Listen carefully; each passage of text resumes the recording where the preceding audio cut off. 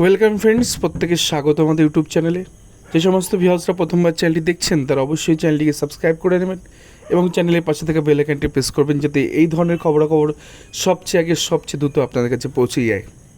তো আপনারা প্রত্যেকেই অবগত থাকবেন যে আমাদের তরফ থেকে একটি মিডনাইট নিউজে একটি খবর, একটি সেগমেন্ট কিন্তু আমরা এখন নিয়ে এসেছি আমাদের চ্যানেলে। তো বিষয়টা হচ্ছে, এই জায়গায় এমন কিছু খবর আমরা পরিবেশন করি আর যেগুলো কিন্তু কোথাও গিয়ে একটু হাটকে টাইপের হয়। তো আজকে মিডনাইট নিউজে কী খবরটি রয়েছে না, খবরটি রয়েছে গ্রীষ্মকালীন ছুটির আগে হাইকোর্ট যেন প্রিয়াঙ্কা শান্তনুময়। কেন এই কথা বলছি বিশদে দেখাবো। 24 জুন 2024 হাইকোর্টে প্রাথমিক মামলার পাহাড় জমে গেছে।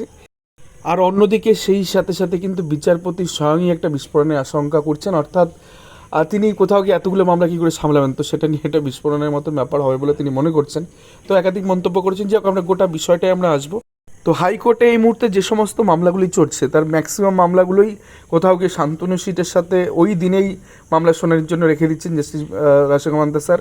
আবার কিছু মামলা এমন আছে যেগুলো ডিভিশন বেঞ্চে, যে প্রিয়াঙ্কা নস্কর ম্যাটার রয়েছে, যেটা 32,000 চাকরি স্যাটিসফাইডের মামলা রয়েছে, সেই মামলার নিষ্পত্তির পরে কোথাও কি শুনবেন বলে তিনি জানাচ্ছেন। তো কোথাও মামলাগুলো হয় প্রিয়াঙ্কা নস্করও জুড়ে যাচ্ছে, আর কোথাও না হলে শান্তনু সিটের সাথে জুড়ে যাচ্ছে। তো শান্তনু সিটের ওএমআর 14 যে মামলা, মানে 14 টেটটা থাকবে কি থাকবে না সে বিষয় নিয়ে একদম সিদ্ধান্ত কিন্তু সরাসরি 24 জুনই কিন্তু নিয়ে নেবেন আশা করা যায় রাশেকামান্তা স্যার। তো সেক্ষেত্রে দেখুন, একটি মামলা রেফারেন্স আপনাদের দেখাই যে মামলাটা জুড়ে গেছে শান্তনু সিটের ওই মামলার দিনেই। তো মিস্টার বিপিন ঘোষ তিনি স্টেটের হয়ে দাঁড়িয়েছেন, list this matter after 24 June, যে আফটার 24 জুন অর্থাৎ 24 জুনের পরে গিয়ে কিন্তু এই মামলা শুনবেন। এবং সেক্ষেত্রে এই যে দেখুন যে কথাটা আছে, 2014 টেট কিন্তু fixed to be consider and decided, অর্থাৎ ওই 24 তারিখেই কিন্তু সেক্ষেত্রে নির্দিষ্ট হয়ে যাবে যে 14 টেটে কী হচ্ছে কি না হচ্ছে। ঠিক আছে, দেন আরেকটা মামলা রেফারেন্সটা নিচেই রয়েছে দেখুন। তো এক্ষেত্রে দেখুন, স্টেটের হয়ে দাঁড়িয়েছেন আর গাঙ্গুলি স্যার এবং এস ব্যানার্জি। তো সেক্ষেত্রে একই রকম কথা, ওই আফটার 24 জুন ওয়েন দা, মানে অ্যাকচুয়ালি টেটটা যদি ওই দিনকে সব ঠিকঠাক থেকে যায় তারপরে এই মামলাগুলি নিষ্পত্তি হবে।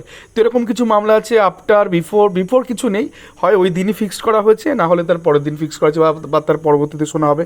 এইরকম একটা জায়গায় কিন্তু এখন ম্যাক্সিমাম মামলাগুলো তাই রয়েছে। যেমন আজকে রিপ্যানেলের যে খবরটা আমরা দেখিয়েছিলাম, সেই মামলাটাও কোথাও গিয়ে কিন্তু ওই 14 টেটের নিষ্পত্তির পরেই কিন্তু সেক্ষেত্রে সেই মামলাগুলো শোনা হবে। তো কোর্টের এখন কিন্তু খুব দুটো দিকেই ডাইরেকশন, একটা হয় শান্তনু সিটে যাচ্ছে, না হলে কোথাও গিয়ে প্রিয়াঙ্কা নস্করে যাচ্ছে। দেখুন, এই একটা মামলা WPS 7753 2023। তো এই মামলাটা কী বলা আছে, let this matter go out the list, অর্থাৎ লিস্ট থেকেই বের করে দিলেন, উইথ লিবার্টি টু মেনশন, অর্থাৎ সেক্ষেত্রে পরবর্তী ক্ষেত্রে লিবার্টি দেওয়া থাকলো যে যদি প্রিয়াঙ্কা নস্কর ম্যাটারের নিষ্পত্তির পরে যদি তার মনে হয় যে না আমার মামলাটাকে এখনও শোনার দরকার আছে বা শুনানি করার প্রয়োজন আছে, সেক্ষেত্রে লিবার্টি দেওয়া হচ্ছে, সে মামলা পরবর্তী ক্ষেত্রে এই বেঞ্চে আবার আসতে পারে। তো সেই কথাটাই লেখা আছে, after disposal of mat 873 of 2023 WBBP versus Priyanka Naskar and others, and after disposal of the matters pertaining to the property and legality of the TET 2014, অর্থাৎ যে শান্তনু সিটের যে 14 টেটের বিষয়ে মামলা এবং সেই সাথে 32,000 স্যাটিসফাইডের যে মামলা, 32,000 প্রাথমিক শিক্ষকের চাকরি বাতিলের যে মামলা, তো সেই মামলার কোথাও কি সেগুলো নিষ্পত্তির পরে যদি মনে হয় যে এই মামলার আরও এক্সিস্টেন্স রয়েছে, তো সেক্ষেত্রে কিন্তু সেই মামলা হাইকোর্টে আসতে পারে, সেক্ষেত্রে তিনি কনসিডার করবেন। তো এই হচ্ছে মোদ্দা ঘটনা। তো হাইকোর্টে কিন্তু এখন ওই যে কথাটা শুরু করেছিলাম যে গ্রীষ্মকালীন ছুটির আগে হাইকোর্ট যেন প্রিয়াঙ্কা শান্তনুময় হয়েছে। তো দেখা যাক 24 জুন 2024 তারিখে টেট নিয়ে কি বড় রায় দেন বিচারপতি রাশেকামান্তা মহাশয়। তো এই ছিল আজকের বড় আপডেট। ধন্যবাদ সকলকে।